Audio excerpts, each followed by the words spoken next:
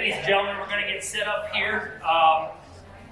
Good evening. Thank you all for coming. I really appreciate it. We all really appreciate you coming and taking an interest in the town.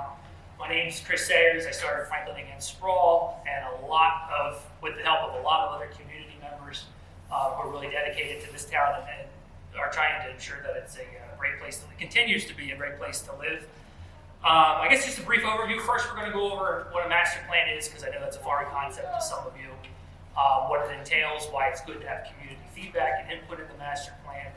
And at the same time, I'm going to talk about our master plan. I'm sure Sarah, Ralph, and Jason will correct me if I get anything wrong about what's in our current master plan, and I ask you to, just in case from my layman's reading of it.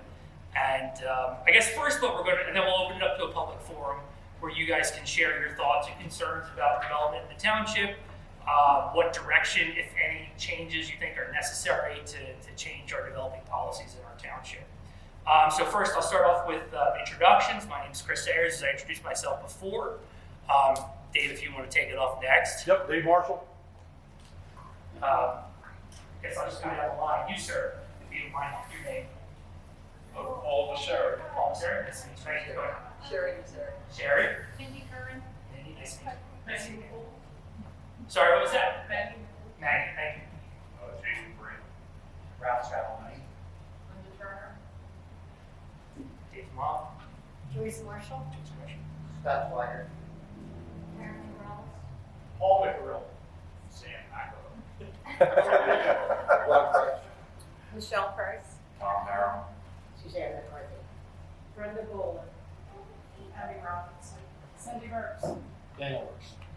My wife Jamie over there chasing our children. My son Rory, my daughter Piper over there. Thank you for coming out. Oh, evening, Barbara. Thanks for coming out. First we're going to have Dave come up, and he volunteered to talk a little bit about the concept of what a master plan is, and especially in the state of New Jersey, and then we'll take it from there. So, thanks, Dave. I'm sorry? Oh, I'm sorry. Thank you. Hello, everybody. Thank you for coming out. Really appreciate it. We've got a great township, and the plan is to try to keep it that way. Like I said, we have 3 master plan committee members that are here that hopefully they can give us some input and maybe get some input. It'd be a great experience for all of us to learn a little bit tonight, and hopefully get a little bit more networking going, and like I said, keep us going in the right direction. Just a couple things I want to talk about what a master plan is. In a condensed version, a master plan is a document that is put together from a group, in this case a committee, a planning board committee, or it could be put together by a planning board depending on the township, that gives you your future vision for what your town is going to look like and become down the road. There's different time periods on them. Ours is supposed to be reviewed every 6 years. We're a little past that now. Some towns are every 10 years. But it all depends on what is the current needs and if there's any growth that's needed or any changes to stay rural, not rural, change infrastructure, things along those lines. But it gives the planning board, the zoning board, and the township committee, once it gets enacted and put into place, a set of guidelines to follow. The residents can also look at this or review it and see where the town should be going, whether you plan on moving into a town or where you want your town to go. And if it starts to deviate from that, it gives you something to go by. Is it written, in stone that they have to follow it? No, but it's supposed to be a principal document, which is a legal binding document that they're supposed to follow once it gets actually put in that place. Now, there's 5 different phases to the building of a master plan. Ours is more of a review that's going on, but this was what would happen if it was starting from its beginning. And that's the discovery phase, which is your investigative stage, where you try to gather whatever information you can. There's the analysis of that, which is all your demographics, your analyticals, your economic standpoint, where the township is, where it may be going. The growth of the township, is the township growing, not growing, on population, things along those lines. Once that information is gathered, then there's the idea generation phase, which is sort of where our master plan committee comes in, gathering all this, and then they are going to try to figure out where we need to go on this review, what needs to be changed, what doesn't, what has worked and hasn't worked, and things along those lines. Then they take those unpolished areas and refine them to what they really want it to be. And once that happens, and you get that refined stage down, then it goes into the actual print form or the documentation form, and that's when it becomes an actual legal document. And that's where the gist of what a master plan is. The biggest things with the master plan that you want to, as they'll probably attest to, that you want to bring in is you want to get as much information as you can, and that's why we're here tonight, is trying to get information from the residents to be able to give to them.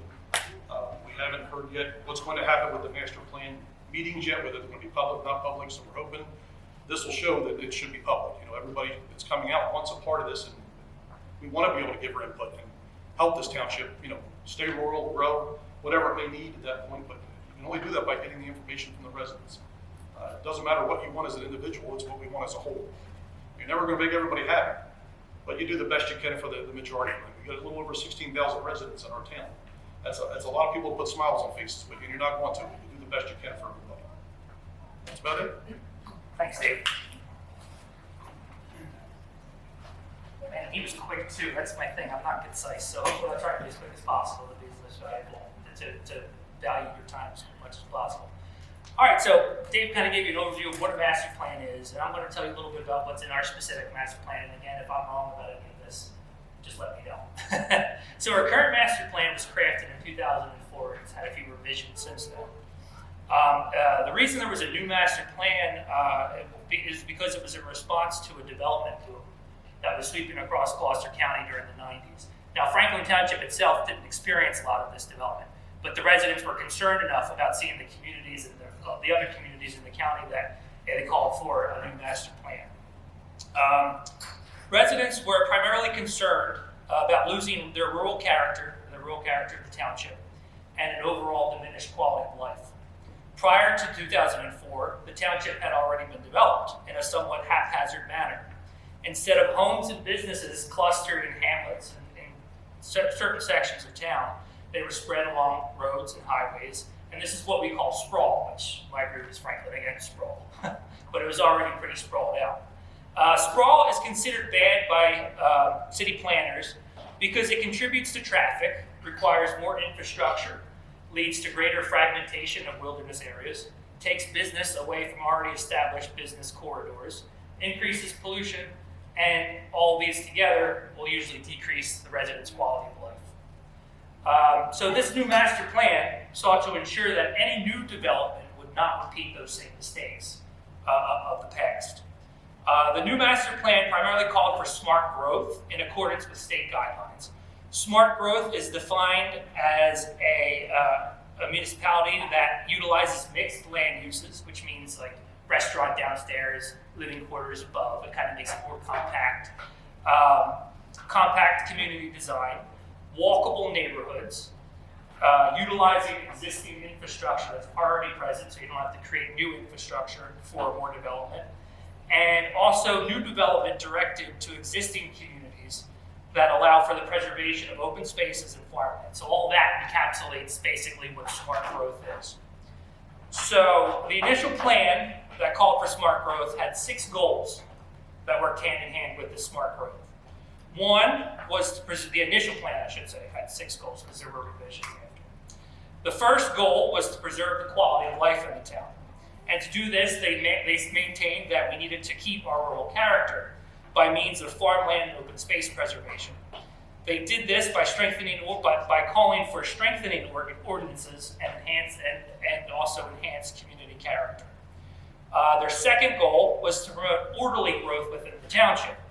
This included using, again, as aforementioned, smart growth practices, which would steer development to already developed areas of town, like the villages of Malaga and Franklinville, or into new but yet to be built hamlets that they would define later in the document. They also advocated for conservation-based development clusters, which is basically the concept is instead of having a development where everybody has 2 acres of land spread out over 50 acres, you have 50 homes that would have been on those 50 acres clustered in 20 acres. And then the rest of the property is open space conservation. That's either farms, parks, forests, playgrounds. Basically, that's the concept. And they pushed for that in the new master plan. The third goal was to maintain safe and attractive residential environment. They called for a variety of different housing options. They understood that it had to work in coordination with state policies on affordable housing. And at the same time, they called on the township to expand services to meet the needs of current and future residents.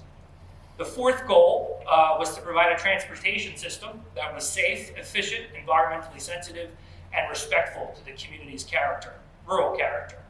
To do this, they committed to work with federal, state, and county highway departments to ensure that the road network was safe and efficient, and they also committed to provide space for pedestrians and bikes. The fifth goal was to provide Franklin Township with a broad economic foundation. Since we're a rural town, the first objective was to protect agriculture and agribusiness. Thank you, Maureen. Secondly, they wanted to expand commercial industrial opportunities, not in contrast to our rural town, but to complement that character. And they also wanted to ensure that there was a good financial mix in town, so if agriculture, say, took a nosedive one year, other businesses would be able to compete successfully, like retail or any other industries, so that they'd be able to keep the town afloat. We weren't heavily reliant on any one sector of the economy, basically. The sixth goal was to enhance and protect the township's natural features, open space resources, and historic heritage. To do this, they called on enforcing, but not only enforcing, but also expanding environmental policies and regulations. They also wanted to implement an open space plan and protect historical resources. Now, as you may have heard, every 6 years, I believe, there's supposed to be a revision or a re-examination of the master plan. And since this was done in 2004, there's already been multiple revisions. And from what I can find in the latest revision that was done, there were 2 more goals that were added that they thought was necessary for development planning. The 7th one was to preserve public health through groundwater quality protection. Now, as you know, there's not, I believe where Old Meredith Farms used to be is the only place that has sewer capacity, and I believe the rest of the town doesn't have any sewer capacity. So that means every home, business uses some form of septic and well water system. So obviously, it's very important to protect our groundwater quality for this reason. To do this, they decided to implement minimum lot sizes that would be able to support septic systems without compromising groundwater quality. I believe the concrete policy that came out of this was the increase of minimum lot sizes from 1 acre per house to 2.5 acres per household. That way, the groundwater could be replenished and with a regular septic system, and they wouldn't have to worry about too much water being taken out of the aquifer. And finally, the 8th goal, and I'm almost finished. The 8th goal was to strengthen the township's agricultural heritage. Now, this was actually a part of Goal 5. It was a subsection of Goal 5 that they had, but apparently in a later revision, they decided that it was important enough that they wanted to make it a primary goal of the entire master plan. So basically, to strengthen the township's agricultural heritage, they called on developing a comprehensive economic development plan that attracted and retained those businesses that complement agriculture in this township. They wanted to use the farmland preservation program as a strategic tool to support agricultural industry. And lastly, they wanted to create an environment that was supportive of agriculture to maintain the profitability of the industry. And lastly, what I'm going to go over are the results. And again, this is just some of this is opinion, other of it is factual. So what are the results of the master plan? I think that it was a mixed bag, because the township developed a plan in accordance with New Jersey that promoted smart growth, which was great. Many ordinances were passed and that changed zoning regulations, increased minimum lot sizes, required landscaping and buffers. They also created a farmland preservation plan and adopted many new design standards. However, development continues outside of the villages of Malaga and Franklinville. Many of the areas along the roads of town are still zoned commercial, leading to this sprawl-like development. Affordable housing is still a contested issue. We're still contesting it today, but of course that's more of a state issue. There's not much that we can do other than to say where we would like it in the town. Environmental resources continue to be depleted. Forests continue to be leveled, farmland developed, and other complex development-related problems have sprung up, which I'm sure a lot of you have heard about. Warehousing, dollar stores, Canada, solar fund. There's a whole catch-all of hot-button issues that bring people out to meetings that people are concerned about, that at least I personally would hope would be addressed in the master plan or further zoning regulations. So that is a brief, very dry summary of what's in our master plan, the goals and the objectives of the master plan. And this is what we're going to be revisiting this year. Hopefully, Suzanne, whenever they decide to have a meeting. So basically, this part, I hope to just have an open forum.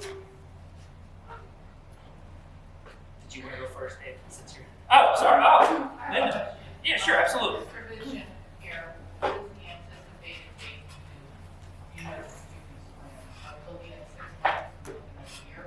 6 months I was, I was hoping to get the project done by the end of the year, but this has been a tumultuous year with issues. And the committee wasn't formed because the mayor and the township committee knew that this would be a tough decision. So he wanted to post, election of course was a month ago.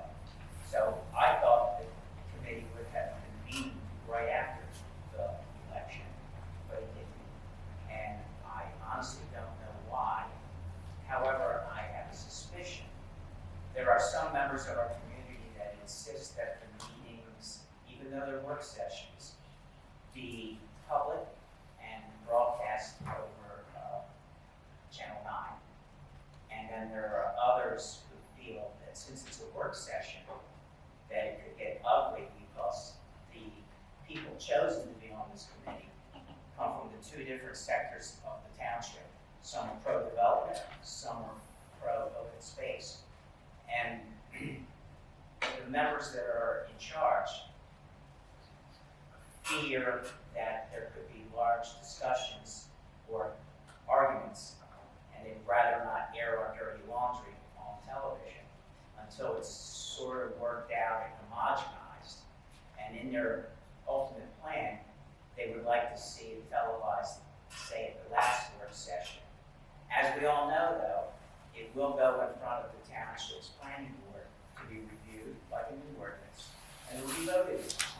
And there'll be many opportunities for the public to weigh in at that point. Whether or not it'll be open, I don't know. I'm not in charge. Do you think 6 months is long enough? I mean, if you're looking at this one master plan, you know, these people that are on the committee, and I know a lot of it is maybe research. I mean, when it was done before, things change in the community, environments, you know, the whole concept of our community has grown, you know, from 2004. So do you think that 6 months is, because I don't know if you're meeting once a week, I don't know if you're meeting 3 times a week, you know, once a month, is 6 months, or is it just carte blanche, you know, when we get to this point, if it takes us a year, it takes us a year. I have a question. Why can't we have growth and preserve open space? I don't think one is at odds with the other. And they aren't. So why would The whole idea if we're is trying to balance? it's a plan. Another word for plan, it's a map. That's all it is. And then the town passes ordinances to make the plan either legal or not legal. In 2004, it was a major revision. We used to have 1 acre zoning throughout. And it was that way forever since zoning began in the late 1960s. There was no zoning before the 1960s. You wanted to do anything, you just built it and you did your own thing. Indeed, Franklin Township was the wild, wild west. We started with a master plan back then in the late 60s, and we were indeed rural, as we still are. We're like 53 square miles with 16,300 residents, so the density isn't there. You made a comment about changes since '04. Just the opposite. We have slowed our growth down. We are no longer ramping up with people. No, we haven't grown as a community, but everybody else has grown with new concept, new ideas, new thoughts, Okay. you know, on maybe what we should do, like a smarter approach than 2004. 2004 hit the nail on the head in that we separated 2 types of developments. Minor subdivisions, which is the father giving the son a house or the daughter a small growth. And then there's what's called a major subdivision, and you have 5 or more homes, the K-Hop-Manians and the Ryan homes and those things. Back in the late 90s, we were fearful of that, so we put in the master plan that minimum lot size would be 2.5 acres on a major subdivision and 1.5 acres on a minor subdivision. And Since that time, there's probably been, I'm gonna guess, 3 major subdivisions. There's been hardly any. Obviously, every other month there's a minor subdivision, where someone decides to sell off a lot. And that's the type of growth that we've had in the last 202 years. Very slow, moderate growth. Okay. No one wants to be just like Washington Township. And believe it or not, we have Monroe Township right next to us, and that type of development, as we speak, is crazy. There is only one reason why Franklin Township does not have crazy growth. We have no sewer and water. Until we have sewer and water, I believe Franklin Township will still be asleep, and that's what we want. That's why we've chosen to live here. Most of the people in this room, I'm going to say, chose to live here. I did not. My family's been here well over 100 years. I did not choose. Okay? For those of you that have chosen, you've chosen because you thought you wanted to live in a rural community. And we are a rural community. And we do have a lot of farmland. And we do have some businesses. We all pay property taxes. We all live in New Jersey. We pay one of the highest property taxes in the nation. But we all pay in this community roughly $3.50 a hundred assessed value. It's on the high side in Gloucester County. Okay? How do we reduce our tax base? With what we call ratables, big businesses. If we had more businesses, they would carry the brunt of the tax load, and the individual homes would pay less. However, at what expense, you say? When traffic, when there's, I don't know if Franklin Township has 15 traffic lights. I doubt if it does. But when we hit 25 traffic lights, there's a reason that we have too much growth. So we need to grow slowly, and again, this master plan revision is just a tweak of the big plan. The big plan changed in '04. It was a major change to go up to 2.5 acres from an acre. This master plan revision will not do any of that. What I'm looking for tonight is to hear what people want to tweak. And as Chris, our moderator here this evening, said, one of my pet peeves is pole barns. We all live in a rural community, and people who live in a rural community own stuff. And you want to protect your stuff in a garage so nobody takes it or the weather. So we build garages. Well, currently we have a maximum of 1,200 square feet that we can add to our house for garage space. And currently, if you need to build a garage larger than 1,200 square feet, you have to run down to the zoning office, pay an escrow fee, pay an application fee, and see if the board will approve your addition. I believe too many people are doing that. I believe we need to raise that number. However, if you live in a smaller neighborhood, you don't want your neighbor to build a 3,000 square foot garage and start fixing cars or lawnmowers because it's a residential neighborhood. So again, you have to balance the size of the building with the community. At one point, we thought 1,200 would be, who's going to build a 1,200 foot garage? Well, people own stuff. Jet skis, boats, dirt bikes, you name it. Collector cars, people own stuff. And that's one of the areas that I think we need to revisit. Other folks talk about paper streets. There are many of them located in Mallory proper. The township per se doesn't have a lot of them. And they appear to be a nuisance to the community. Because if you want to vacate it, which means to take it off the map, there are steps to go through, and the township thought that they could mainstream this. However, it was brought to my attention that many paper streets if vacated will have lots without frontage, which is a bad thing. So we will look at these paper streets and see if we can indeed eliminate some of them. There are other areas, of course, people have come to me and said, hey, I think we ought to raise chickens and have the ability to have chickens because we're a rural community. Well, if my next door neighbor has a rooster, I'm going to be very upset. However, if you want to raise chickens, technically I believe we can, even without the revamp of the master plan, because approximately 2 years ago, we had an ordinance introduced, and it was passed, that farming is an acceptable use in any zone in this township, including Malibu Village, including Franklin Village. And the definition of farming is raising chickens. So indeed, we can raise chickens anywhere we want to. You know, there are 6 people on this master plan revisit committee. 4 of them are present here this evening, which tells you the master plan review committee is concerned on what the people want. So in my world, if it was perfect, I would hear what everybody wants.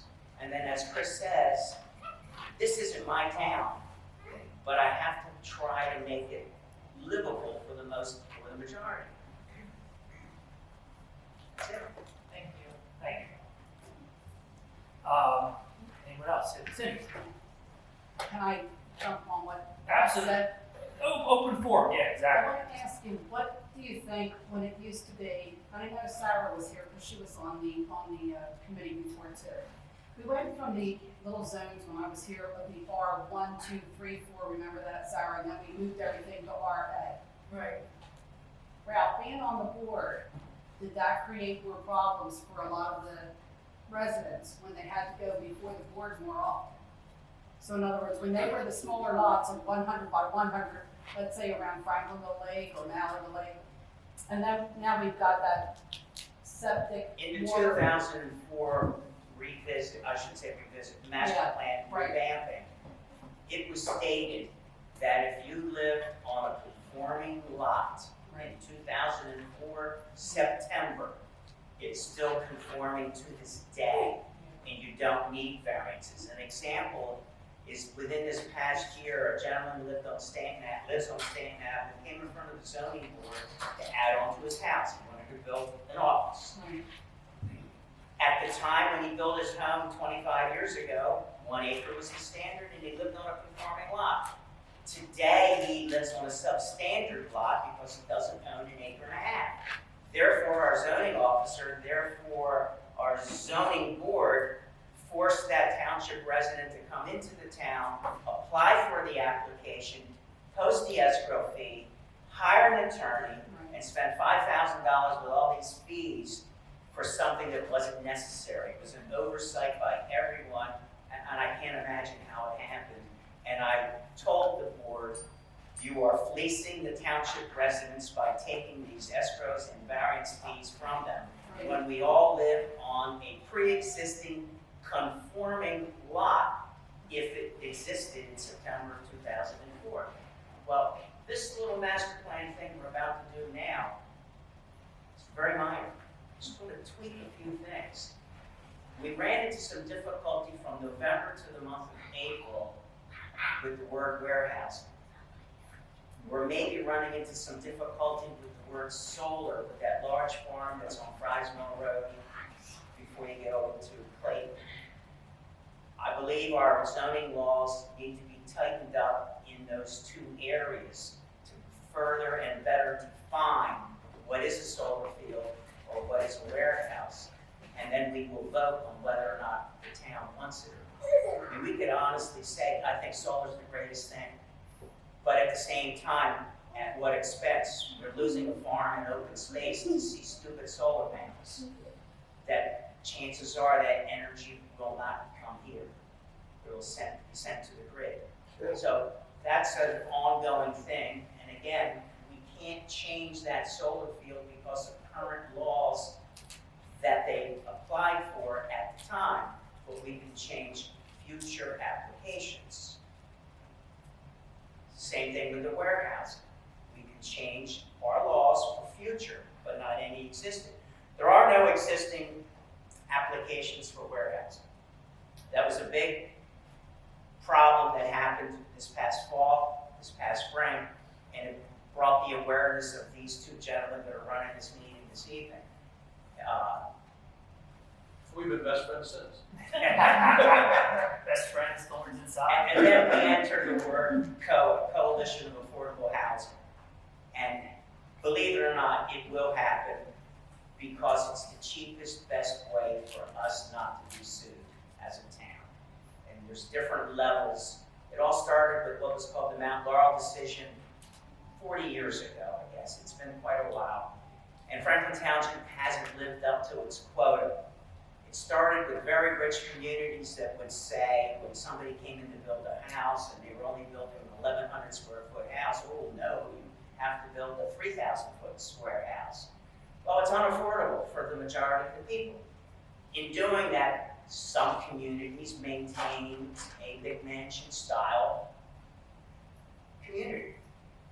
State of New Jersey says that's illegal, and you need to allow affordable housing in your community someplace. What makes a house affordable?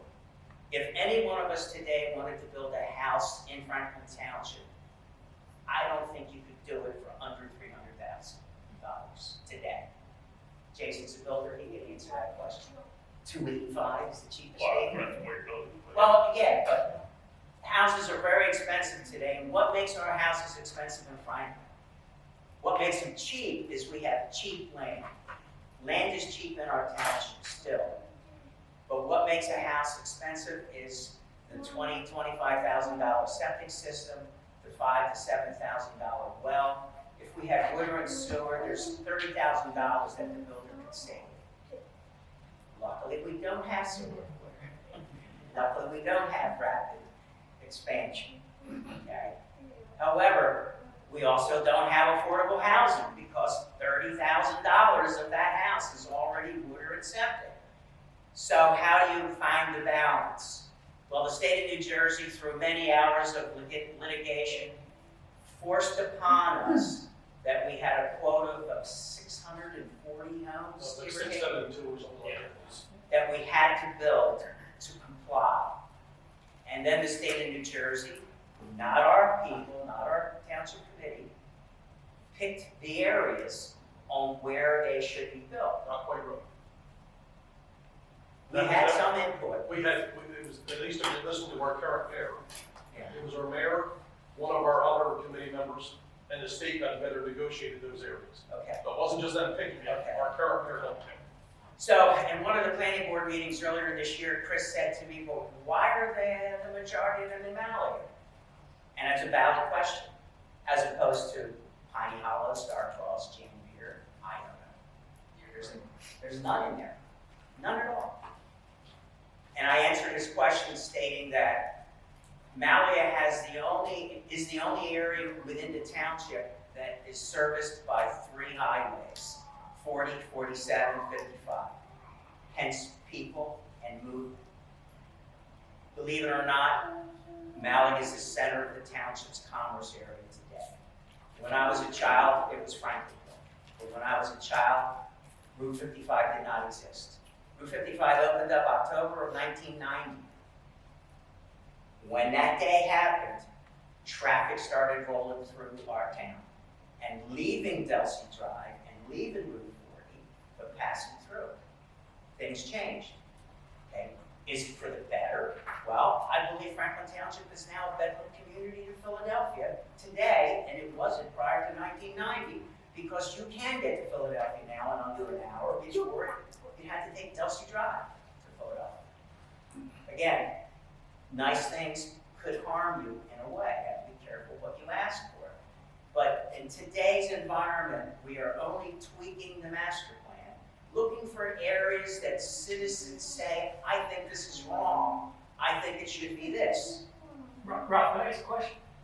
Whose decision is it to just tweak the master plan, as opposed to? Well, that's the 6-year revision rule. This is Just- not a total It's not the rebate. master plan, okay. Is there a definition, like the specific, like, as to what tweak, like, you know? To what point, I was about to, is this a vague, undefined Well, it's term, or called is a this- revision, Yeah, not a master plan revision. yeah, Well, it's called, and just to correct you, it used to be 6 years, it's now 10 years. technically. Our township code was supposed to say 6, that's what it's The state statute is 10 years, so, and it's a re-examination, is technical term is. Now, I don't know if you go in and if there's a definition for, you know, a complete remodel or a complete redo of your master plan, but to answer your original question, I mean, that would be up to the planning board and the township committee. Yeah. And like in 2004, you know, there was community input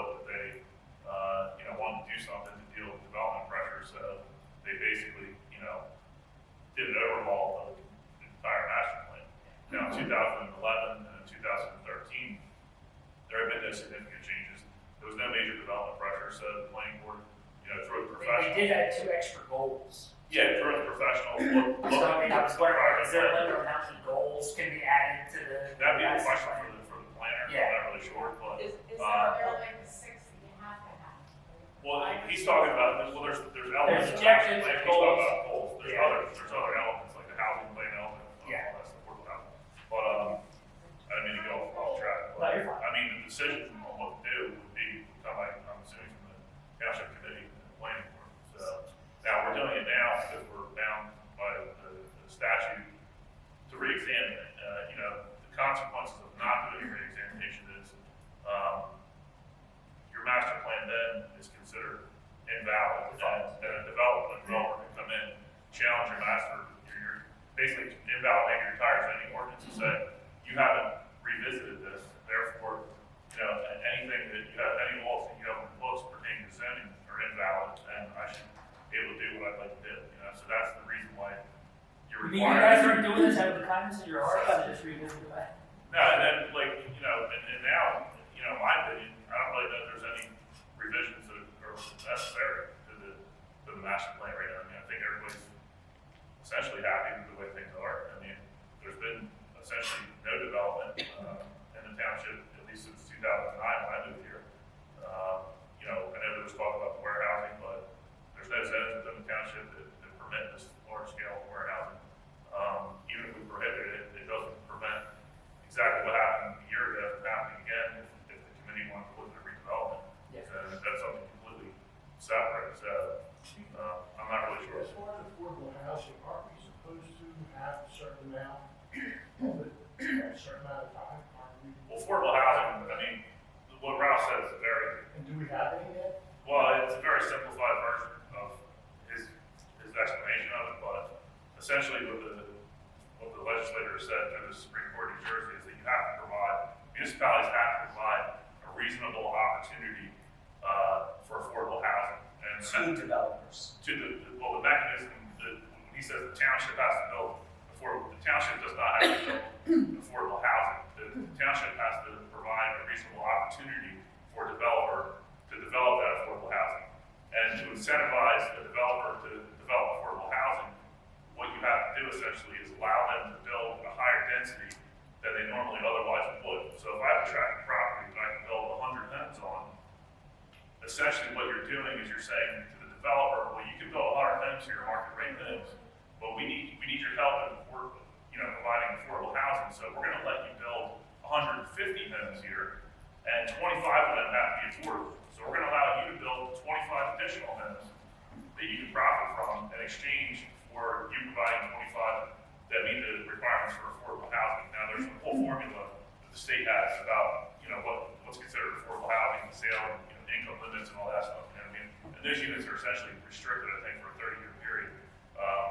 And you can only purchase those or rent those units if you qualify under their calculation, for income level. So that's the mechanism that the state has decided to use to produce this affordable housing, and then they separately have done a calculation for each municipality of how many of those specific units each municipality is supposed to have in different time periods. So you hear people talk about the round one, round one rules, round two, we're going to going into round three, but that's where those numbers, derive from.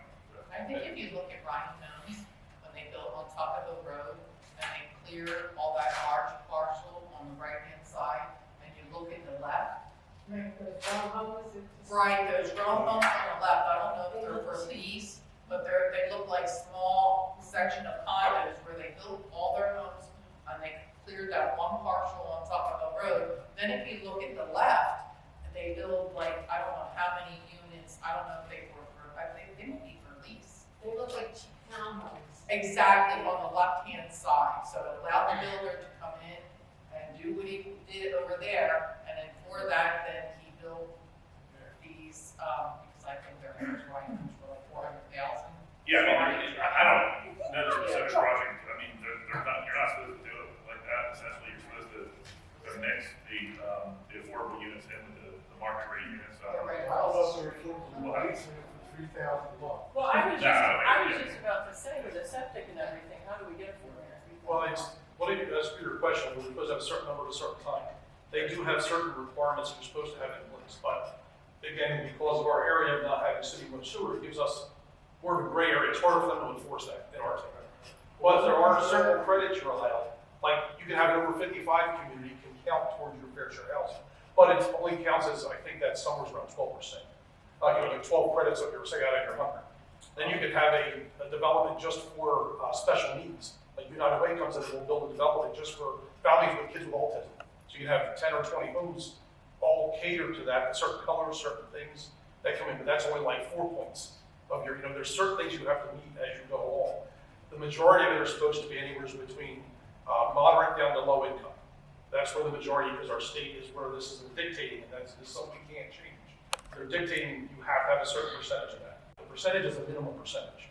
Like Jason was just saying, you may have to build, out of 150 homes, there may have to be 20 or 25 or whatever that is of that portion mixed in.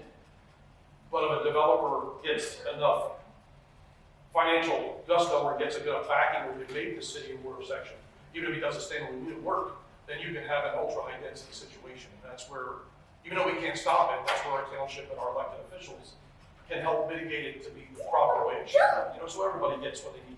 Because you do need low income areas. I mean, it happens. I don't know where everybody is, but I've been there myself. You need that roof over your head and a place you can afford to live. It's just the reality of it. You got to make it so it works. The concern was, like Jason, you're supposed to have mixed. Well, when they picked our areas, they didn't.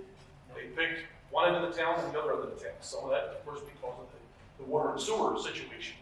But you think about it when you were a kid, was there always somebody who lived across the tracks? It's not going to be any different. I mean, They live on that side of town. Because of the areas we picked, they're clustered. And that wasn't supposed to happen that way, but somehow the state agreed to it. I don't understand how. Well, let me clarify, I didn't mean like that. I meant if you have a tract of land, a 100-acre tract, and you build 500 units on it, those 500 units are supposed to be not, 100 acres in this part of town and 100 acres in that. Right. You're supposed to be diverse mix. Yeah, Right. within the development Right. itself, not the land mass and the overall township. Well, that was also one of the primary proponents or reasons why the state mandated affordable housing was because, I told Ralph about this before, inner cities, Newark, Camden, had concentrated levels of poverty and people couldn't afford to leave because there weren't affordable houses outside of those cities. So the state doesn't want to have concentrated poverty because then you have cities like Camden, which, prime and all the other apparent attributes of the inner city. So that's why my question was, why is everything being segregated to one section of town as opposed to being spread out throughout the town? I understand. I would also say that it's mass transit, because when you're talking affordable housing, we're talking families that can afford 2 and 3 cars. So you put them in an area that has mass transit somewhere. Mallock is it, and Franklinville is it, Franklin's doesn't. Franklinville isn't, except for the end of the claim. So like I said, I understand why it has to be certain areas, but it could have been done a lot better. Are there any rules on how many can be on this committee? How many people? For the planning, for the master Right. plan, no. There's some towns that have, So, there's some towns that have 50 members. so then why don't we have representation from each area? That was chosen by our elected chair, right? I live in Mallow. I live right outside of So That doesn't there's count. 3 people from Well, each let area. me There's other areas. let me back up for a second. Affordable housing is a completely separate issue. Yeah. Basically, the master plan just says we will listen to the state obligations and we will follow. Yeah. Also not because if the developer will be sort of moved by allowing a certain amount of development of houses that are on the right sidewalks, et cetera, in order to put in the affordable housing, where will those other houses go? They're not gonna go in the same spot. No, they're going to be spread out. Right, so what worries me is that like what seems okay now may not seem okay later. For instance, a little piece of land that was a farm between where the lake house is on Taylor Road, and where my place is on Road Road. I've been coming to these township things since I was a child, so I don't have all the dates and stuff like that. But all those small lots that are less than an acre that were put in there seemed good at the time, but now, what are they gonna do to dig into septic? What are they gonna do when they need a new well? People can't get to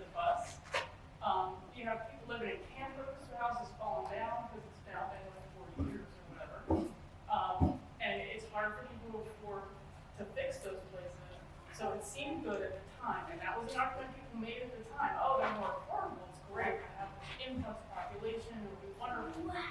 But, and a few years later, by the way, they were suing my cousin for having an manure pile on the farm that already existed before they built the house. But anyway, like, that's one of my concerns is what seems okay now may not seem okay later, so how do we make sure we're looking toward the future? To answer your question, that's why the master plan is revisited every 10 years. Are there specific I would like to see more restriction on the type of commercial development. I mean, I don't think the super wild on Franklinville did any favors to the overall aesthetic, cultural, historical vibe of Franklinville. We have the Franklinville Inn, we have the lake, we have a really nice community center here. And I haven't been to Franklinville for a while. The actual town, you get out of the parking lot in the community center and you're blinded by the light from the super wild. I mean, it's totally different than last time I was up here, so. And that's where this can help some of the development side. Yeah. Eliminating one of my favorite topics. We're helping curbs on the dollar stores. And I mean, the dollar store over on 40, I go to Salem for work every day. You know, again, you have the lake house over there, there's a nice commercial road, and now you've got a dollar store. I mean, they're an eyesore, they're ugly. They have nothing to do with the quote unquote farming, et cetera, vibe of the town. It's the kind of thing you know, expect when you go to Glassboro or something. Not Franklin Township, I think. You know, You can't stop certain businesses from coming in or out. I've had this discussion multiple times. Well, I like to bring up the other side of that coin, because, yes, I mean, you have to have, you want a rural township, but there has to be some development somewhere. It looks like Delsey Drive, use that road. yeah, and in Mallard, there's a dollar store Now, too. in my opinion, it's an embarrassment to drive down Delsey Drive to Franklin Township, because it's a mess. It is. There's a lot of empty. Yeah, it does, vacant buildings, I mean, they're nice, I'm not picking this in Delsey Drive, but it's nice. I know we're a rural community, and sprawling things popped up here and there, but it's embarrassing to drive down Delsey Drive. And it's degrading on a consistent basis. Is that having a good commitment plan, redevelop it? No, I mean, not necessarily, because to your point, I mean, there are controls already in the ordinance to address this type of thing. But you can have all the controls you want if the officials that are in place overseeing this don't comply with them or don't enforce them, like your point. There's plenty of laws on the books right now to address the blight on Delsey Drive, but if you have no enforcement mechanism, what good are they? It's like setting a speed limit on a road. If the police officer's not there to pull people over when they're breaking the law, is there essentially a law then? I mean, we can do whatever we want in the master plan.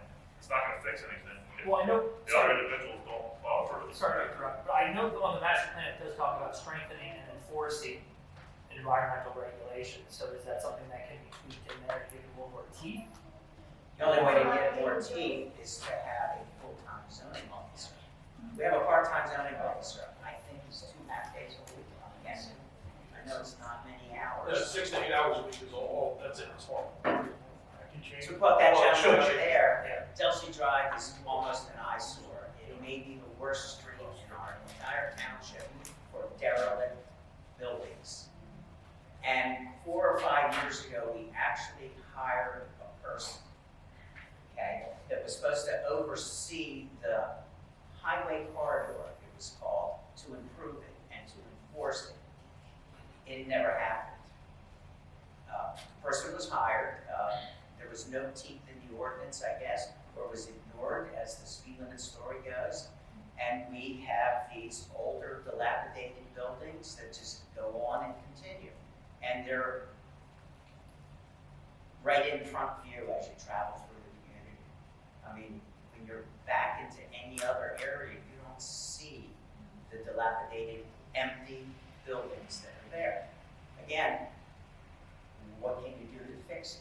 Well, if you had a full-time zoning officer, maybe that's one thing that this community can work on, a full-time zoning officer. They also need to restore the offices back to the people that work in them. There's no way you can properly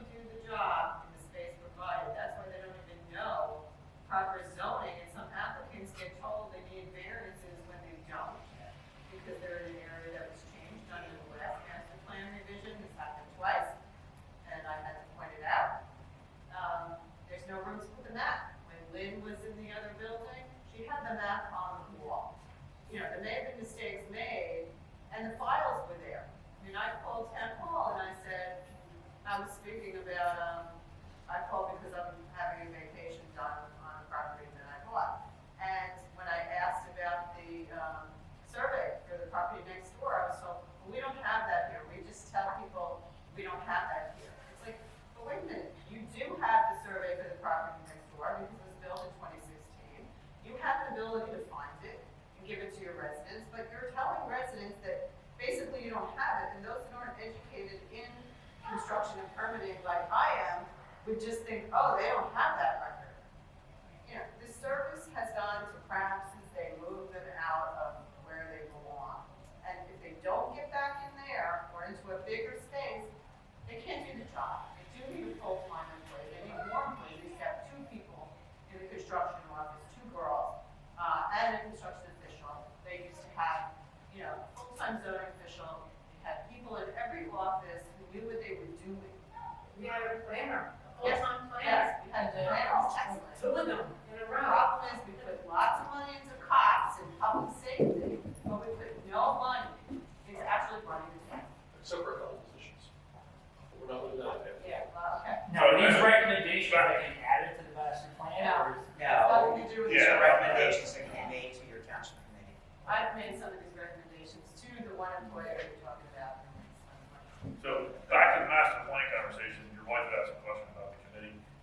There's no requirement to have a committee. When we did the master plan exam in 2011, I was on the planning board in 2013. There was no committee. It was done, you know, again, the planning board hires a professional planner to do the documents that you read.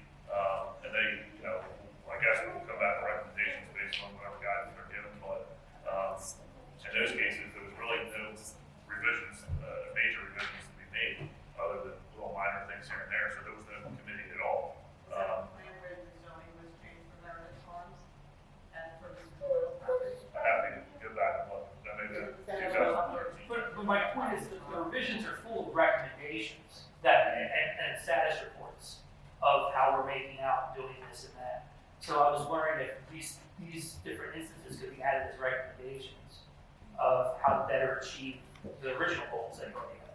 Yeah, I'm assuming the planner, I mean, I'm not on the planning board anymore, but I'm assuming the planning board is directing the planner to start the process, and they'll be coming back with a draft, you know, re-examination report, at which time, you know, maybe that's the document that the committee will review. Yeah. I'm not sure if there ever even is a committee, because we haven't met.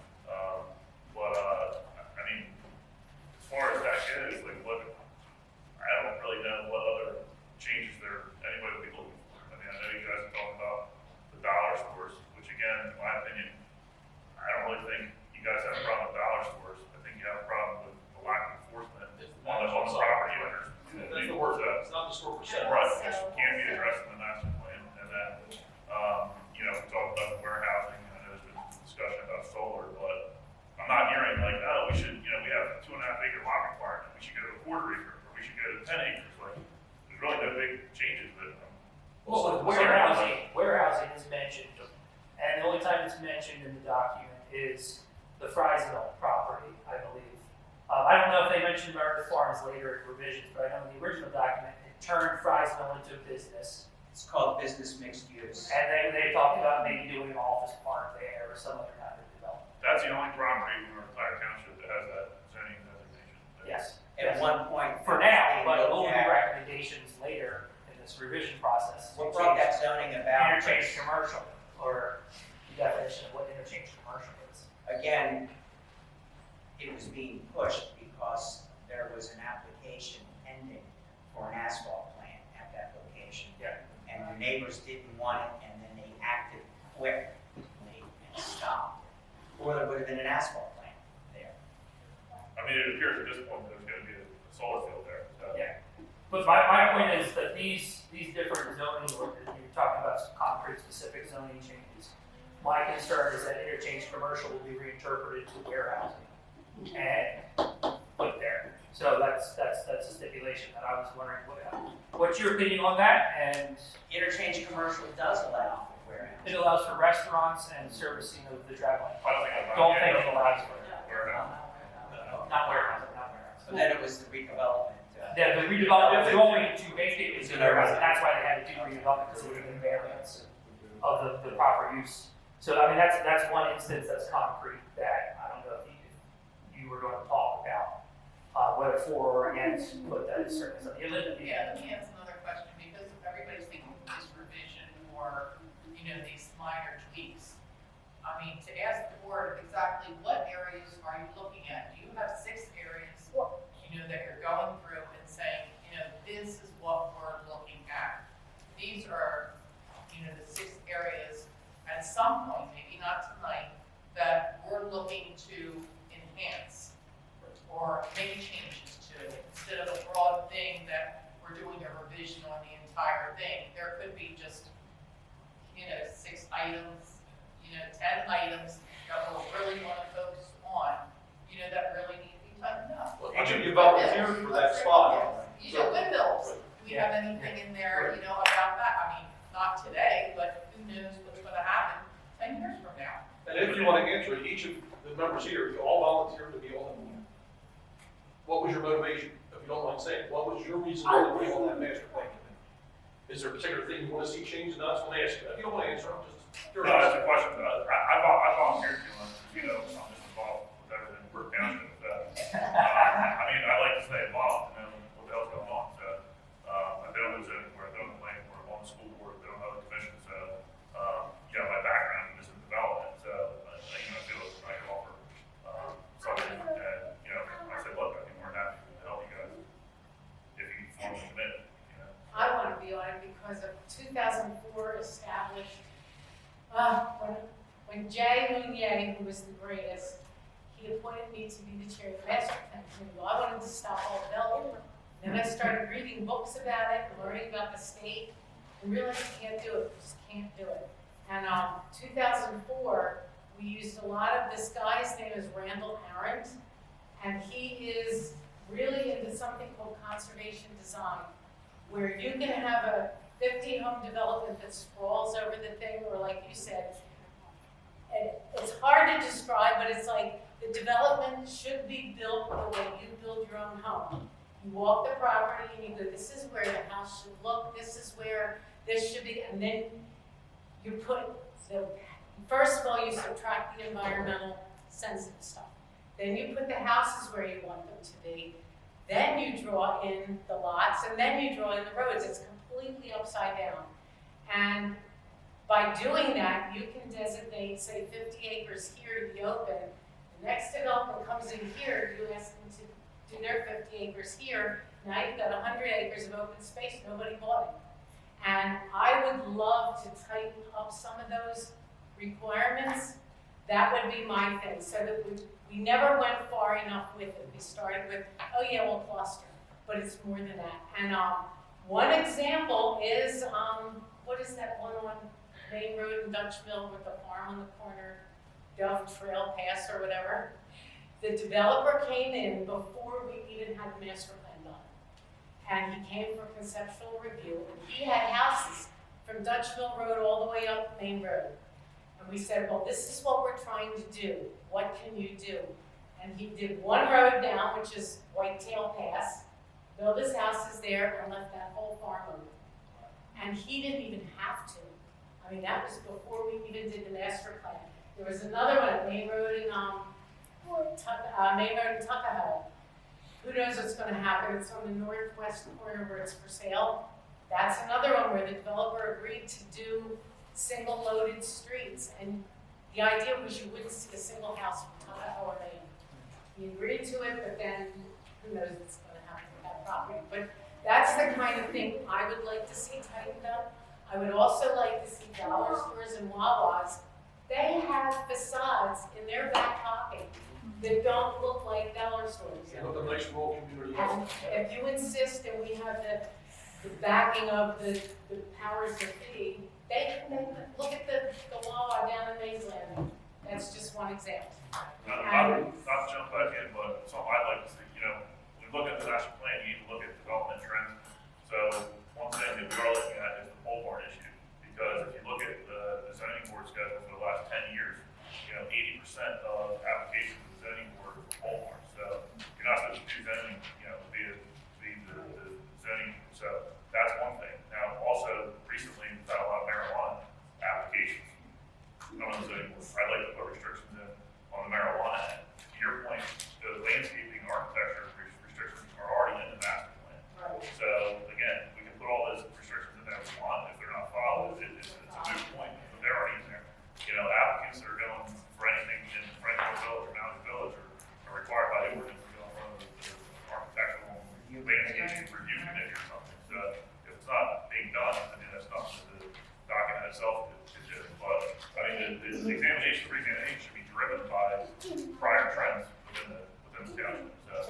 is there an architecture and landscape committee?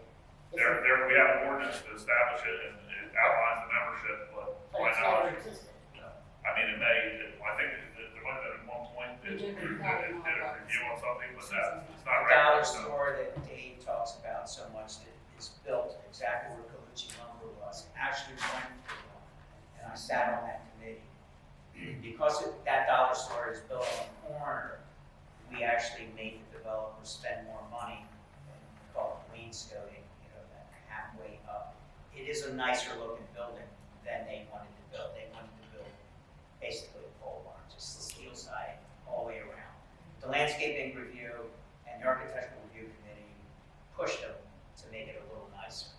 Now, whether you think that's nice or not, again, it depends on your opinion, but it is a little nicer than what they had planned. But Ralph, that doesn't- Going back to what Sarah was saying, I don't know what it stands for. There's a type of development clustering called RSIS. Probably Suzanne could say what it means. Well, RSIS is a residential site for standards. Yes. Okay. Yeah, that's not a type of plan, yeah, that's just That's standard. not relevant to cluster in particular. It's I clustering. mean, we have a clustering requirement for major We do. subdivisions Right. in our ordinance, but all it does is say you must preserve 50% of the land and you get to cluster the rest of your properties on. Clustering is beneficial to the developer. I mean, it costs money to put right-of-way infrastructure, and stuff. And it's beneficial to the town, Yeah, but there isn't quite enough oversight to meet the requirements that you would get if you were doing conservation design, And that's why I'd like to move from clustering to more conservation design, which isn't that far, but it's a tweak, it really is just a tweak. it does require more input from the planning board. I mean, you have to have an active role in order to implement really good design. And that's sort of true if you don't have an architecture and landscaping committee reviewing every application and then enforcement of it, you're not gonna get any decent standards, and the appearance of your town is never gonna look that good. So part of our problem is the lack of implementation in general.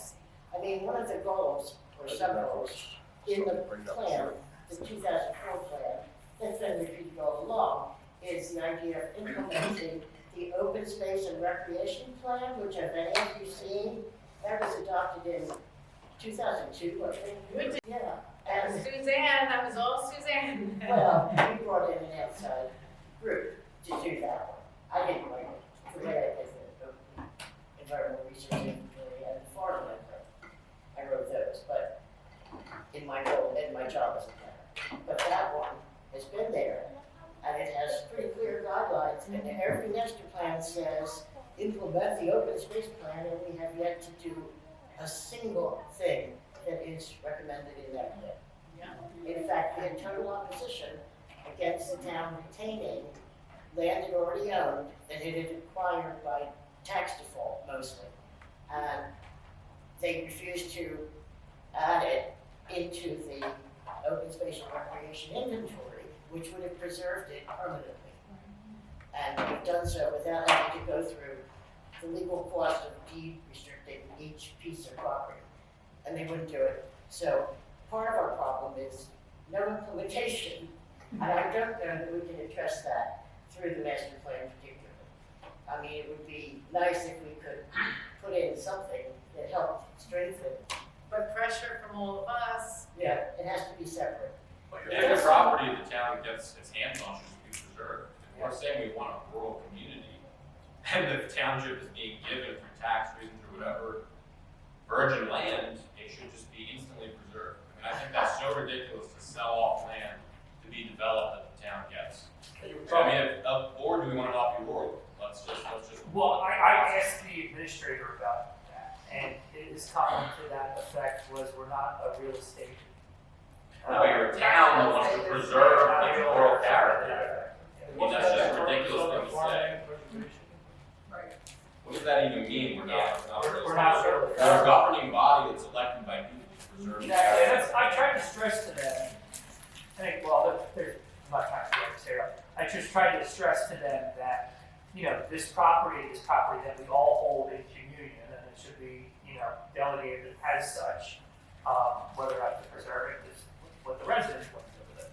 As is there anybody who hasn't spoken? I mean, we still have plenty of time, so don't worry. But is there anybody, I just want to make sure we've heard from everybody who wants to speak. Is there anybody we haven't heard from? Just have one quick thing. I think we've heard from them. The website has had, I've been instructed to put up old master plans on the website.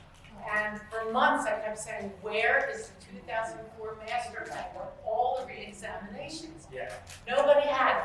So I put out a thing and Suzanne had it, so How it did is you? now on the website. You'll see it's 2004, it says this is the one, so you can now compare that with all the re-examinations and it's under government. Yeah, right. I would really like to see more ecological principles involved in whatever this community is, the developers that come forward before they get approved. I mean, little things like if there's a development that goes up, have to plant native shade trees, so that in 20 years, if you drive by, it's not this development of like Japanese maples. It sticks out like a sore thumb.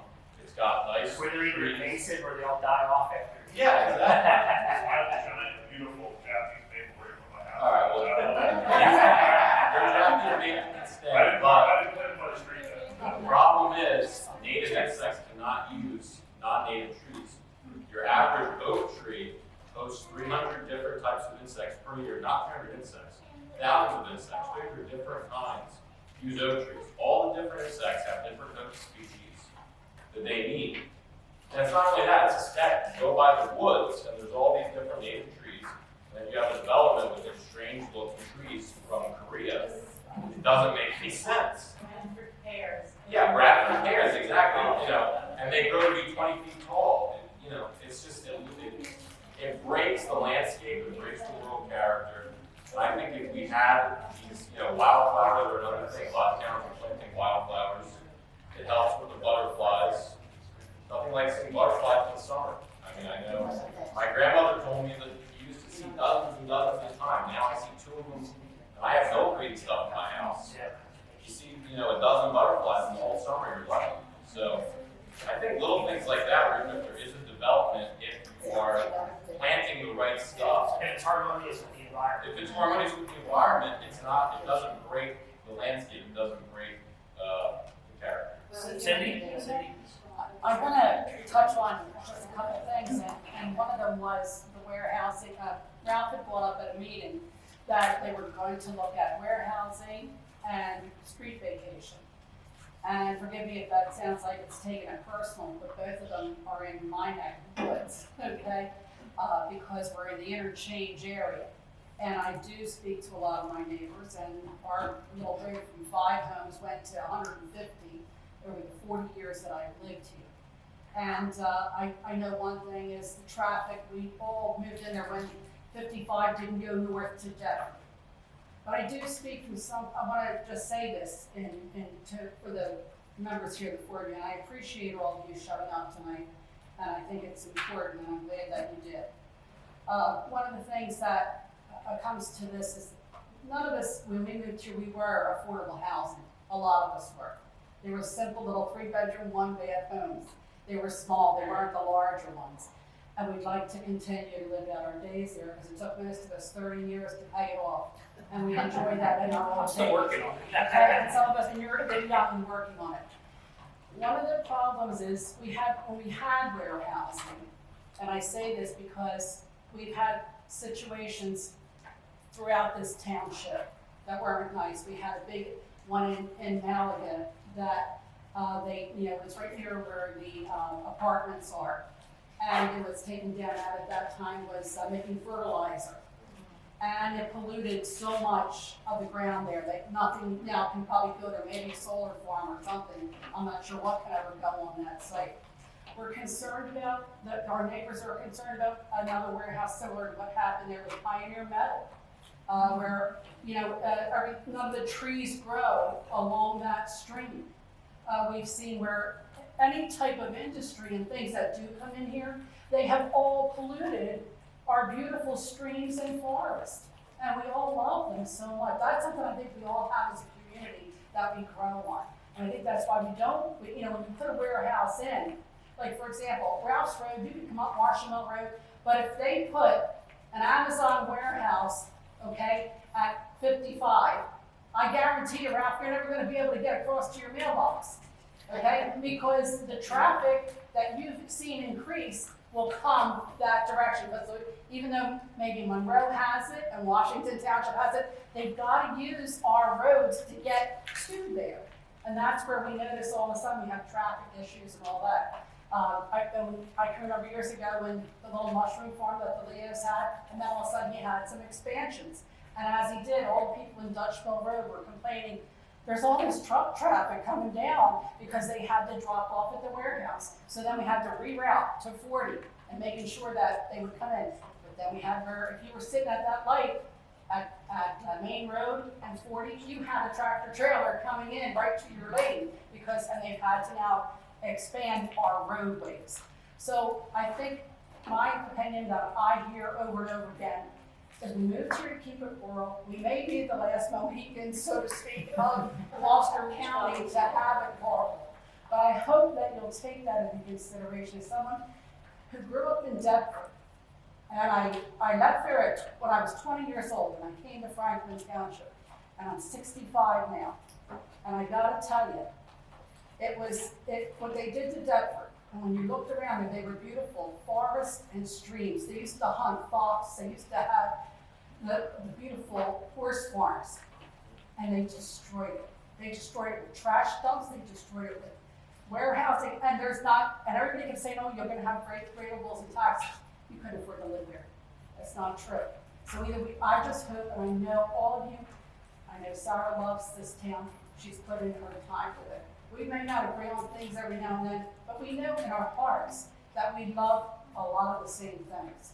So I have, and I know Ralph, 100 years your family's lived here. I see Frank Scabelli, his family, he saw his woods tore up that his dad had to, sell. And it's heartbreaking because he was out there in Piney Hollow. So we know, and I know that, I feel good that you guys are on there.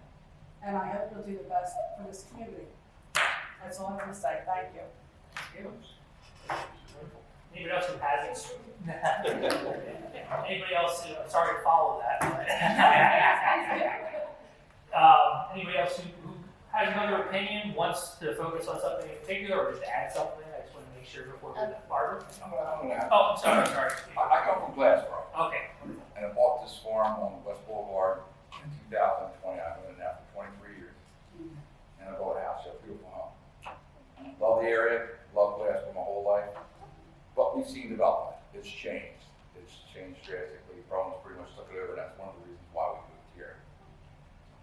Some of the things that Glassboro did, I was a police officer there also. And I had the opportunity to go to a lot of court hearings and see a lot of things like this happen. And one of the things they do there is they have a lot of ordinances. They all had affordable housing type of situations where we had projects. They were able to take those projects down, and then redevelopers came in and bought them out. So the township has no control of those things anymore. They control it.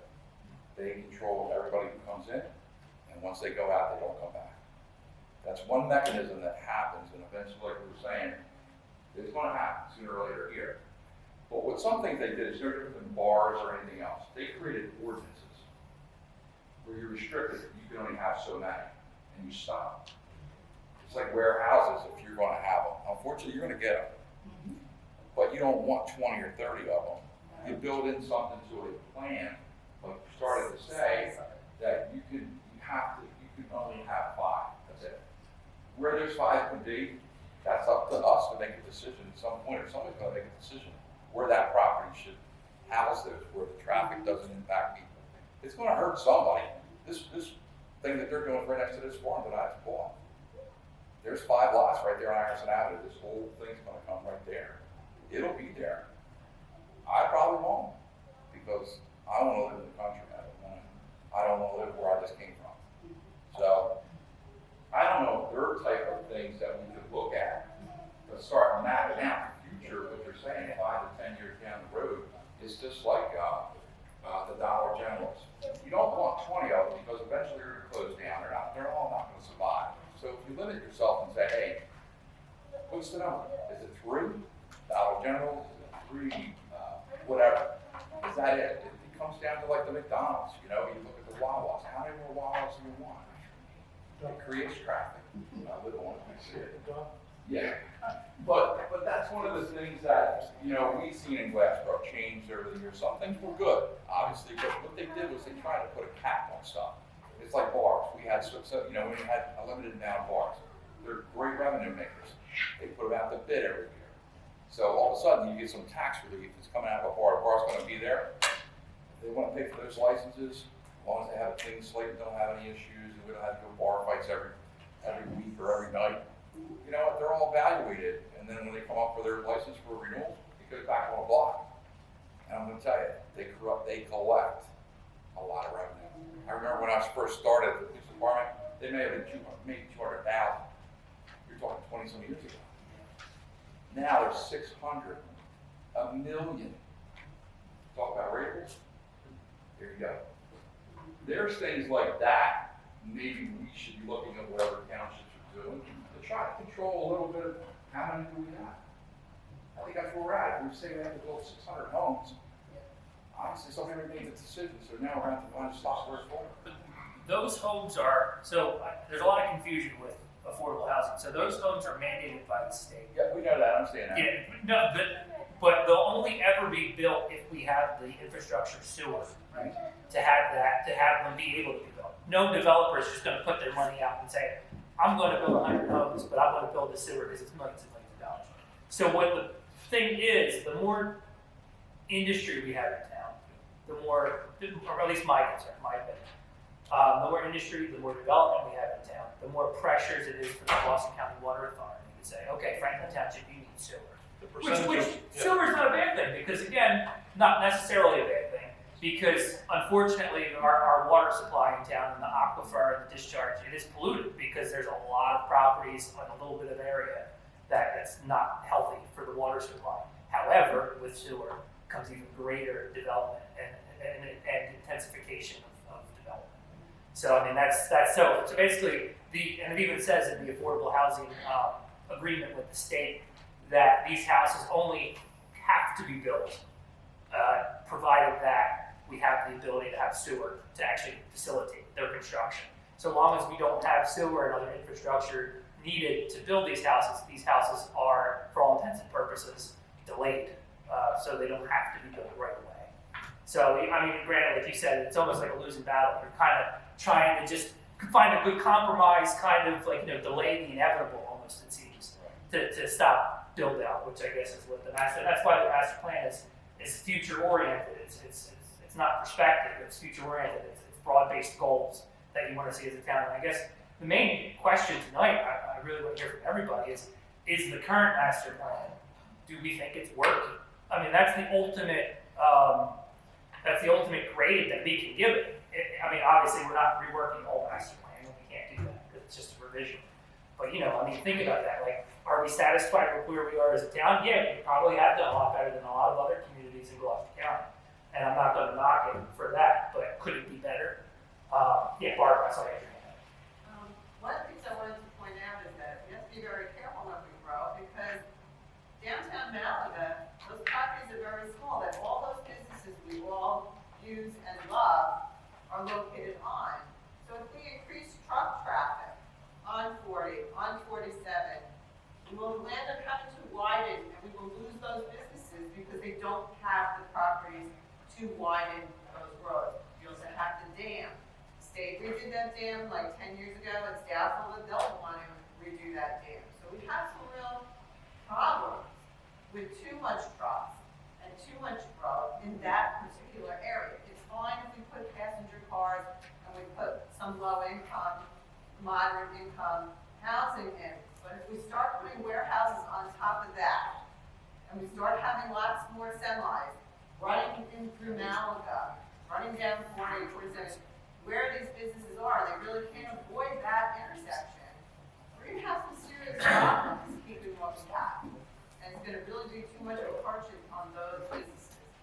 So when we cite our warehouses, if we're going to allow any, which we're saying ultimately we are, maybe we shouldn't be looking at putting it on that end of town. Maybe those warehouses should be somewhere where there's less of a pinch and less businesses that will have to vacate, because they weren't planned right in the first place. They were allowed on very small lots and then allowed to keep expanding on those small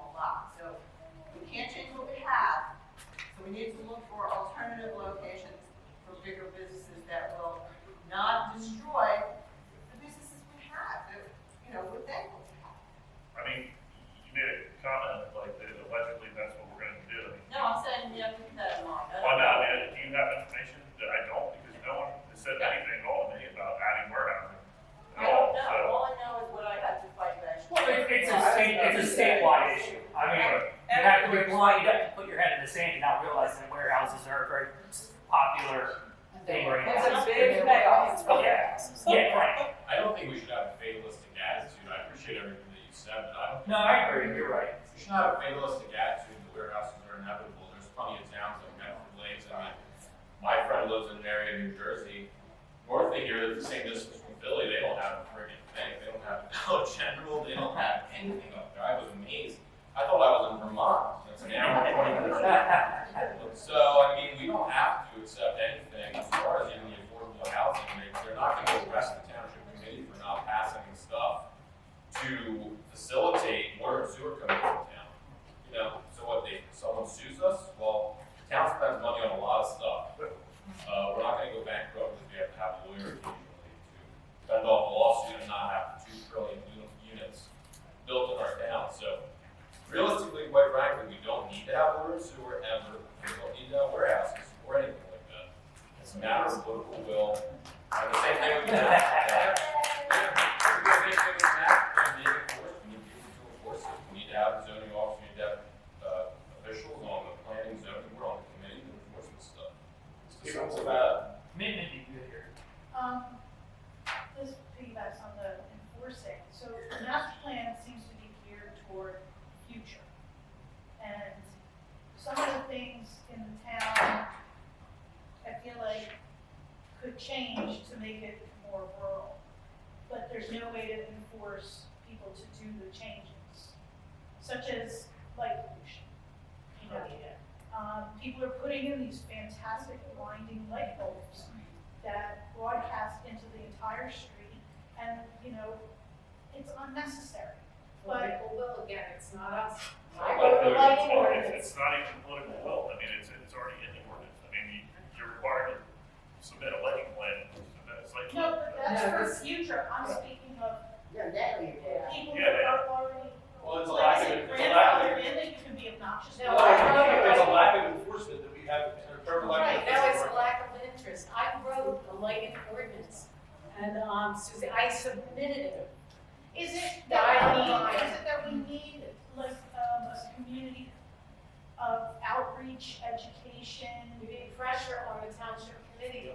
The lighting ordinance was saying that all lights had to be full cutoff and down on what they're doing. That would be amazing. It was like everything, I mean, I don't even know if I have Suzanne, like, even have a copy of it. It like died on the vine, and it was copied from somebody out west where they were trying to, and it was not unreasonable.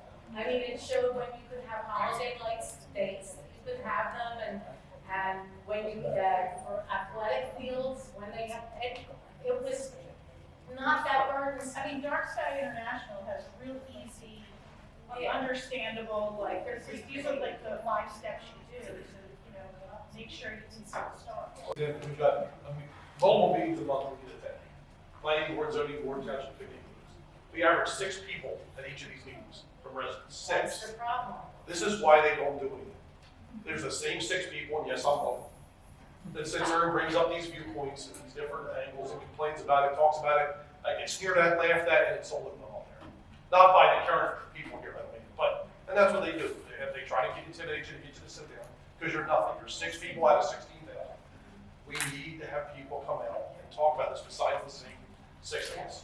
And it's been a year, it's been the same 6 things, except when the warehouse were coming in, we filled that room. When some of the cannabis facilities come in, we get close to about half of them. Well, we had a full place. The one meeting, we had a full mail. The next meeting, we had 9 people. You know, this is, exactly. But, but what I'm saying is there's things that are going on in our town on a daily basis. But which committee would be? It depends on what you're going for. As we've had many discussions about, the planning board basically has no teeth.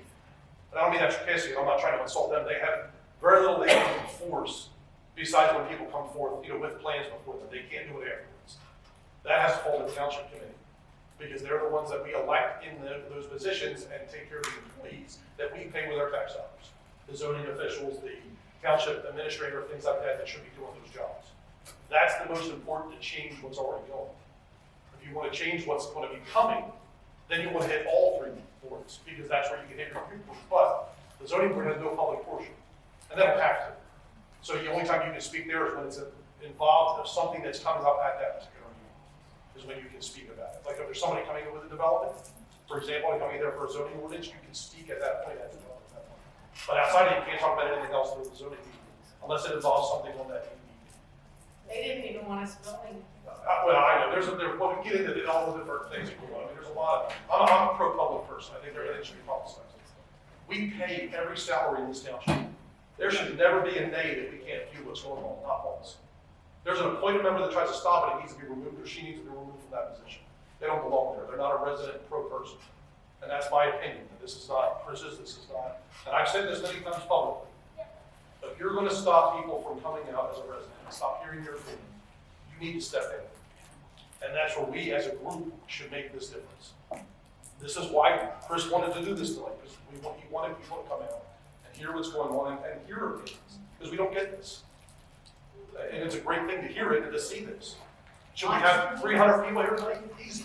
We have 16,000 residents. Watch the meetings and you'll come out. If you watch the zoning township committee, not so much planning, you watch the meetings on YouTube or Channel 9, you will start coming out because you will start seeing what's happening. I mean, there's a rule of 5. Everybody has something that what they want to get fixed. Tell 5 people. Those 5 people tell 5 people. When you look at it from those numbers, within about 38 days is what it would take to hit 16,000 residents. But how many of us do it? And I don't mean that sarcastic. I mean, a lot of us don't even know our neighbors anymore. You know, compared to you used to know the whole street. Everybody knew each other by first name, and you went and visited, you had stuff and did stuff. But we don't anymore. And that's part of that society issue, not just, I'm not blaming any individual. I mean, fortunately, I've known everybody because I go knock on doors every week to get them out of the meetings. But if it wasn't for that, I wouldn't know. Well, unfortunately, I hit a 3-mile radius every month. Is my goal to go around, and that's what I do to get people out of the meetings, but we still don't get much more than 6. Well, isn't the hard thing, people, they don't really care about the community. They just care about their little spot. You have a lot of people that have that what's in it for Like the the solar end. farm, you know? Right. That's What's gonna happen there, right, Where- that's true. You're just worried about your little own spot. Get people to think about the whole community, that's a challenge. I look at it this way, when you look at the best salesman in the world, any of them, if you pick the best saleswoman, I'm not trying to be a gender specific. Why are they the best salesperson? Because they believe in what they're selling. Selling is nothing more than transference of feeling. You believe in it enough, other people will believe in it too eventually. It's not gonna happen once, but it will happen over time. You look at some of the best presidents we've had, the ones that have actually had people follow. I'm not talking about the insulters or the ones that are very charismatic. I'm talking about the ones that actually had people love them and follow them. Why? Because they were good at talking about what they do, and they got people interested. It's no different at a local level. We need to get passionate about our town. I love this town. I grew up here, I moved away for a short period, and I came back because I love this town. We can fix this, but we've got to start somewhere, and it has to happen now. Our town, you talk about Dusty Drive, I'm not sure somebody mentioned it, it's a sty amongst the whole land, except for some occasions. You've got the very center of town, except for, obviously Wawa doesn't look, it's not dirty, it's kept clean at least. But you look at some of the other areas, the opposite corner with the old Avenue gas station.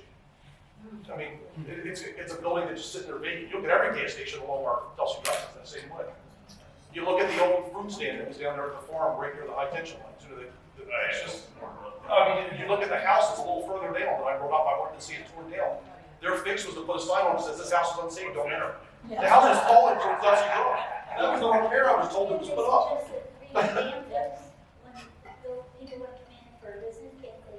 Well, they can, but it's the problem when you're dealing in Suzanne and other, you're more environmentally, and maybe all of us that are more environmentally knowledgeable than I am.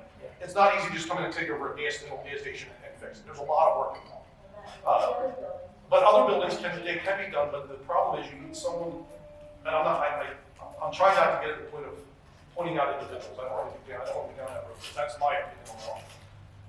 But if you're going to have somebody, we have somebody in our township that likes to promote business into the township. You know, there's one of our hired employees. And he's trying to bring in certain businesses, but unfortunately a lot of them are more dollar stores. He's trying to bring in any regulars, not good regulars. You know, and I'm using that because I can give you, I got a 30-page letter that I wrote about dollar per thing. Keep your own life on that, but that's not my point. You need someone that has the right viewpoint, or at least enough pressure to get the right viewpoints to help this township grow by getting rid of old empty businesses along Dusty Drive. That's where it should start. Let's clean up the biggest area people see. If you want to attract new people, what do? You make it nice on them. You make the front of the building nice on them. And you can't do that by having empty buildings all in our main streets. Well, there's a lot of things that can be done, but unless they have pressure to do it, they're going to go for the easy areas. When you think about it, you have a job to do, you've got one that's going to take you 300 hours of manpower, or, you know.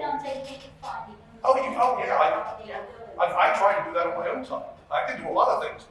I can't do it all by myself. Well, that's what back to the full-time zoning officer. But yeah, there's things that can be done better than what they are. But that structure that you were referring to, and a lot of those structures, the municipality, if they wanted to, they have the authority, you know, for certain channels, legal process, they can demolish those. I know that. structures. I know. And then I'm told they can't, I know they can. Yeah, they can. Yeah, I've called out school. I've had some of my stuff, find those all the time, they have a regular basis, they want the hearings, they go through, they'll demolish that. Well, an empty property looks better than a house home.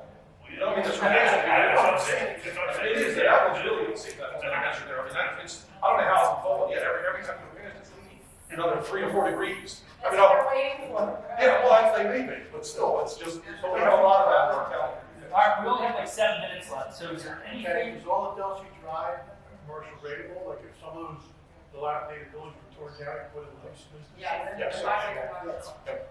So is there anything that we haven't talked about yet, Suzanne? I would just like to mention that, in addition to maybe kind of concentrating on where we think solar should be and dealing with renewable energy, I think we should also think about green infrastructure and electrical mobility vehicles, and whether that's a direction that should be perhaps addressed.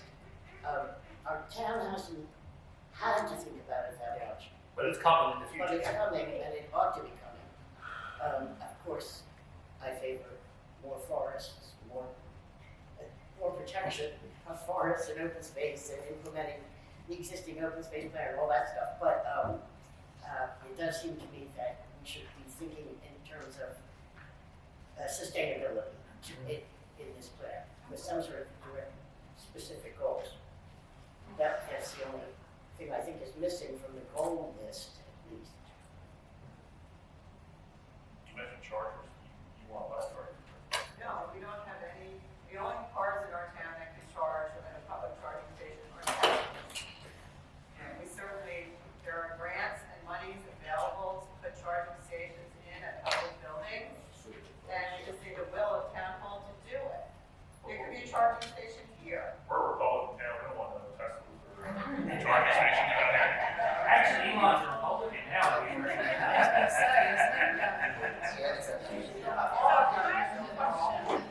Yeah, sure. Is that because of the gas station?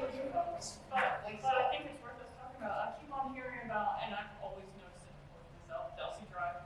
So how can we, I know it's separate from the planning documents and all of that, but how can we incentivize businesses to want to be on Delsey Drive? Is there some, like for instance, talking about places getting knocked down, you know, Pittsburgh, but I have a plan for places.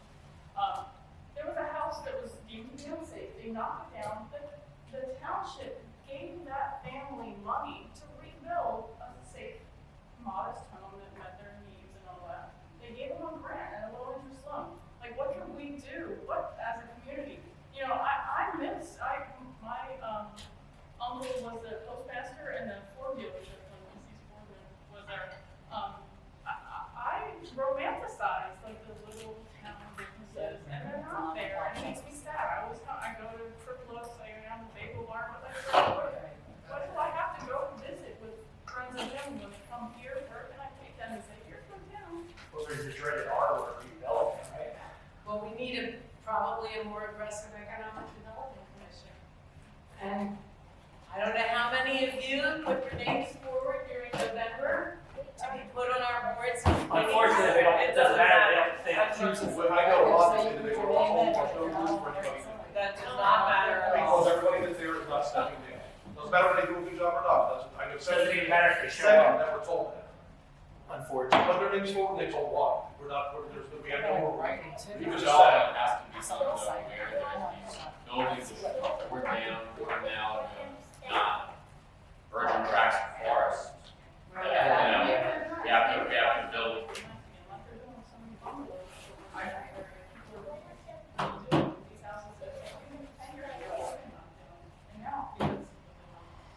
Yeah, maybe don't carry the I'm money. happy to see that, but we're in the budget, why are we not redoing these businesses? It's another thing to bring to the township committee, because it's, that, the new businesses, just keep pounding them. Like Chris and Dave said, the more people come out, they have to start listening. If 4 people or those 2 are the only ones coming out, and Harry. Yeah, well, that's what it is. There's 4 of us that speak every meeting, that's it. No, they have no reason to listen because they think that's just them. They don't reflect everybody in the Right. township. I think a couple of years back, we went to a couple of the economic developments where they were talking about Marion Farms. And I sat there and I said, you gotta be kidding me. They were obsessed I with go, that. well, they were obsessed with that, and I said, you wanna do something here? Why, when you have Vineland, the largest city in New Jersey, that is big to produce, and they are already established, what are you going to give them that Vineland doesn't even already have, and then is well established? It's kind of. And they were looking for the pilot for their taxes, and I was like, how is this helping us? They finally just offloaded it, so it's not the township's No, property. I know, But but they this sold was, it at this like was a going company. back, what, 5 years, maybe 6 years? 15. Yeah. I mean, it's been a long time, but Still they were nobody's trying bringing it. to What? do it again. We like nobody's bringing it. In the meantime, we could have done some tractor supply. You We just could put it have down. done, The redevelopment of the town, with the. There's a lot of it you the deer dealer. Thank you. Could have, would have, should have, is amazing. Now, I was, like I said, I didn't know. Real quick, I know you're gonna do it. Yeah, go ahead. This is heartfelt. For me, at least this is personal. I appreciate seeing this many people. I mean, it means a lot. Especially right before Christmas. It is. This is one of the hardest times of year to get together, and this is what I'd love to see it be. More, yes, but this is just seeing every people come out that care. And I know there's a lot more of us out there than just here. But why? Why don't they come out? Is it because we're not talking to them, they're not learning what's going on, or is it just because they're stuck in their own bubble? I have to say, I find so much value in emails where you're announcing like a hot issue or Yeah, something. yeah. Because Issue du jour. I mean, it just doesn't, people get caught up in their lives and it doesn't occur to us to go on the website, find the thing, and then open the thing, and then try to decipher what the hell the thing is, where it's like, it's just so, thank you for doing that. Oh, yeah, absolutely.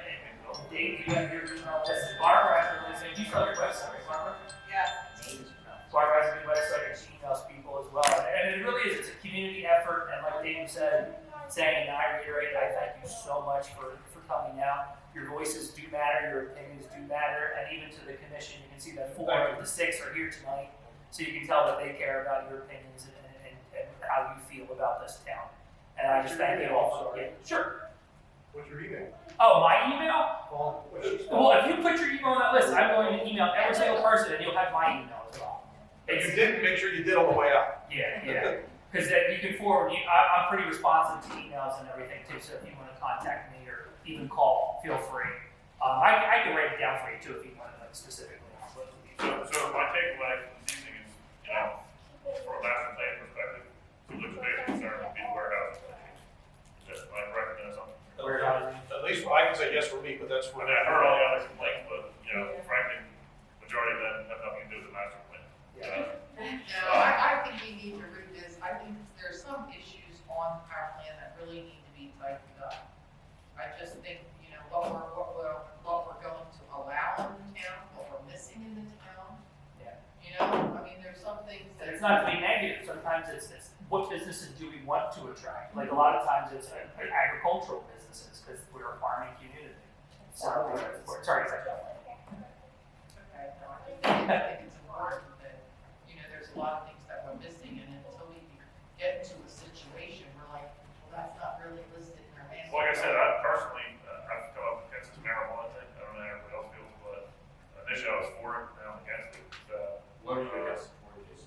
Well, probably because there's been all these applications coming in to the zoning board, which is where they should be going. But these people want to put these like micro manufacturing facilities in the middle of residential neighborhoods, which is clearly not permitted. That was one. They smell. And then there was also another one that wanted to go in the highway commercial district, which is not permitted. We have one in town now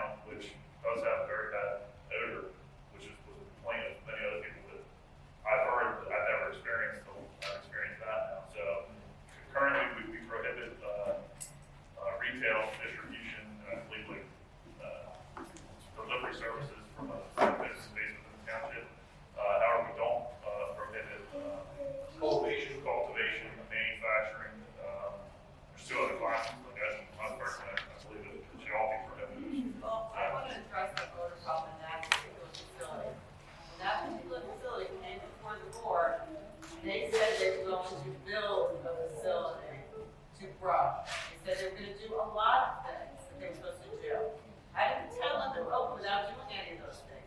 You know, what are the odors you're getting out? It looks to me like, you know, from going by there or the facility, that no one, you know, that, okay, I go to the board and I say, can I, you know, have a hair salon on my property? I'm gonna do X, Y, and Z. Oh, yeah, but then I don't do X, Y, and Z, I just open the hair salon. That's why we're having problems with this facility, because they did nothing that they promised to do on their board. There is no enforcement. This is our fault as a township, because we allowed them to open nothing for last year, that they driven by the building. It's getting out. You know, there's no controls, and some of these kind of displays, you know, they're building new buildings, they're taking control.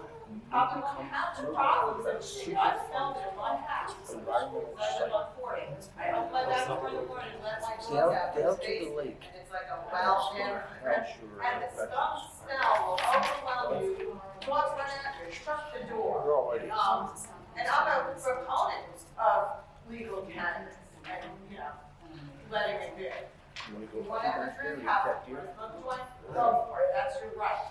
But when it's not done properly, you get all these problems, and that's what our problem is. It's not done properly. I brought it up in the last meeting, they said you're not smelling it now, which you're not, because they came down on that. It's a highly regulated industry. I saw it in my room, They need to regulate it better, and they need to force people to build the control they promised when they came before the board. And the town itself, you should let somebody open it. She's not doing it right. Go there and close them if they don't. Zoning is supposed to say no, the planning is supposed to say yes. Doesn't matter.